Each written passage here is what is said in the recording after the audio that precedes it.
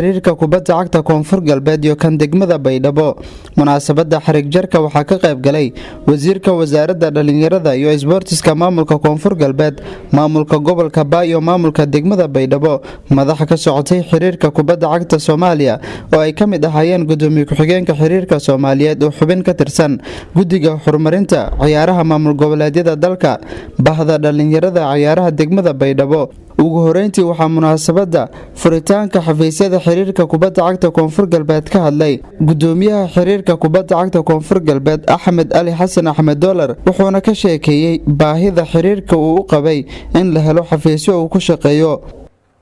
runtii may baa eedan ka faraxsana inuu qeyb muhiim ah ku qaadana dadaal badan ka biina inagee ka maalintan muhiimka ah hadeera oo ay xafiiski xiriirka kubadda cagta Koonfur Galbeed soo official geek lanfura maalin muhiim ah xaqada madalan feeri heerka shalgadina sahamar sports kan Koonfur Galbeed kan degmada Baydhabo iyo heerka geek roog runtii may baa walaahan ka mahnago waqti la ka bi hanti la ka bi dadaal la ka bi may baa yaani wal dheel la ka shaanima taasi horta dadaalje may lahaay gudoomiyaha degmada Baydhabo Abdullahi Ali Watiin waxa tabahi oo runtii asaasan ahay in walaan geek la kana loodahay masxafiiskan geek la furahay asaasan ahay goob joogna ku hay waana asaas ee bilaaw jeena lahaay iyadoo gudoomiyaha xiriirka kubadda cagta Soomaaliya Cabdiqani Said Carab iyo wasiirkii hore Abdullahi Fanax ee Anna iyo Abuukar Isla oo isuna xiriirka kubadda cagta Soomaaliya kumid ahay maana si wada jir ah Baydhabo iska aragnay una ku wada hadalaanay sidii Koonfur Galbeed guud ahaan degmada Baydhabo xuquuqda iyo xaqiyo lahaayeen xiriirka kubadda cagta Soomaaliya ku halfadi maadaama ay hay'addan ka sareeyay geek kubadda cagta Soomaaliya maamulaha tiyoyin xiriirka kubadda cagta Soomaaliya gudoomiye ku-xigeenka fadhi wasiirka fadhi insha Allah ma yoona ku codsadaan in ka dhaqso badan garoonkaas kaliya geek hata wala isku dhiman buu in roog macmalka hayla dhako may rajayna insha Allah bilaan in ka dhaqso badan yoona ku codsadaan in dardar galiyo sidii dhaqso badan in roogkaas sidii ka halfadni ho bilaaheera tiidiya kala may buaha may rajayna dhawaan ho bilaar in la qabto tartamo oo dhanaga garsoorka si kor la kaga aqoonti garsoorka may rajayna tababaro in la qabto dhanaga macallimiinta kooxo may rajayna insha Allah bilaar si aqoonti kor naga tababaro dhanaga maamulka la qabto doona dhamaantii ma galan ku jeeysi doona xiriirka kubadda cagta Soomaaliya xafiiskan uu soo qalabay official uu soo qalabay soo furi galana ku jeeysi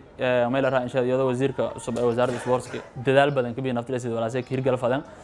gudoomiyaha degmada Baydhabo Abdullahi Ali Watiin iyo gudoomiyaha gobolka Baay Ali Wardheer Abdiraxmaan oo si wada jir ah uga hadlay furitaanka xafiisyada xiriirka kubadda cagta Koonfur Galbeed ayaa soo dhaweeyay waxaana ay sheegeen in tani ay qayb ka tahay horumarka ay muddo dheer ay soo tiigsanayeen xiriirka kubadda cagta Koonfur Galbeed dhalinyarada geek adduunyada ku nool maybu nagatay inshaga challenge oo adduunyaha mayba nagatay sababtoo in badan la isticmaalayo oo qaldan may booyaan la isticmaalayo walaalo marka may la fadayeen dhalinyarada shaqo abuur badan la suubi mashquul badan la suubi wal barasho may boo la hagaaji wal badan may booyaan baahi marka may la faday insha Allah ununka maamul ahaan may fadanahay maamulka degmada Baydhabo iyo wasaaradda sportska iyo may dhamaanta may boo ila xaafad may in la skiirma may la faday may raayay wal badan la suubi may booyaan baahi dardar badan la suubi may booyaan baahi wasiirka insha Allah iyo dhalinyarada may boo hore may boo Axmed Dollar iyo team shay may boo iyo dadkan la shaqeeyay ciidanka maadaama xaqiiq may boo wal badan la hagooday degmadan oo dhinaca may boo sportska may boo ciidanka mahadnagaan geek wal ka faraxay in oo xiriirkii oo qaranka may la raay galantiisa na deerti wal badan may la ka eeday walaajo hamar ma la moodeen wali hadeer meelay ka kinga dheegi jarni geek farax sindika wiinay wali ku damboy kulli reer hamar isku leey dheegani in dadneenka ka jarno waka aale marka inay geek yoogi baneen kooyan wali daawe uu qabni iyo walay hordaan la kalahay qarashayo noo dhamaaqnaa ay kulli hata walan qabsado ko xiriirka may ku codsadaan dhalinyarada fail inta la ka arag inuu qaranka la ka dar oo inuu suuqa si ka seedan si ka gadan may la faday bariga bartamaha Afrika stage Afrika tartamay mad ku eeb galaan lan kala aragay laakiin lan oo boolojima inta ay ka dheelo way lan argo muddo xiriirka Soomaaliyeed suuq jeynta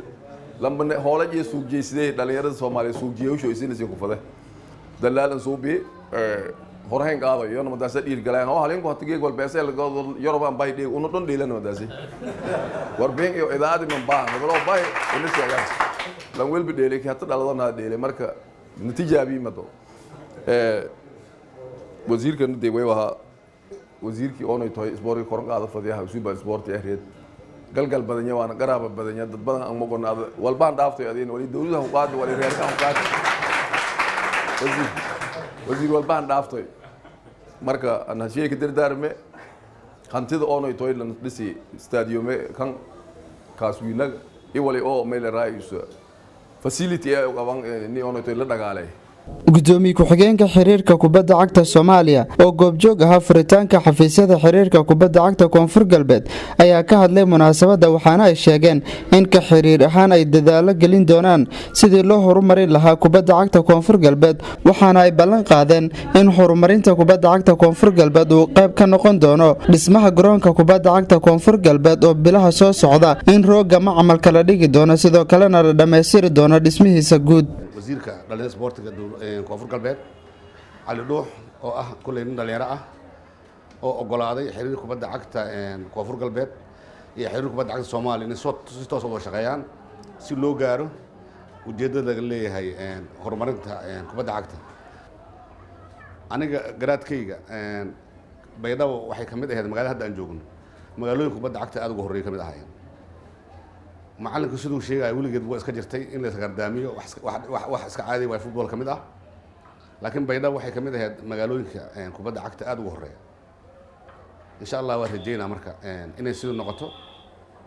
waxa kale oo Axmed u sheegay hadii Ilaahay raado garoonka ugu horeeyo cows la dhigo oo xiriirka kubadda cagta Soomaaliya uu dhigo inuu noqdo Baydhabo wasiirka wasaaradda dhalinyarada iyo cayaaraha maamulka Koonfur Galbeed Mudane Cali Dhuux Maxamed Ali oo ugu dambeyntii xariga ka jaray xafiisyada xiriirka kubadda cagta Koonfur Galbeed ayaa ka hadlay furitaanka wuxuuna sheegay in tani ay tahay bilowga horumarada isboortiska Koonfur Galbeed wasaaraddu ay ku sameyn doonto maanta arintan sida uu sheegay Madhuuse waa arin emotional wuxuu yiri ciyaartooy waxa ugu dambeysay ganjeel boor ku dhagan yahay 71 meed maanta 2019 71 waxa ka soo wareegata umaleena 48 sano mise 49 sano haddana xisaabta ku xumeen in 49 sano kadib xafiis laga furo magaalada Baydhabo wax horumar ah waay adinka maxaani laga rabaa marka dadka xafiiska loo furaatiin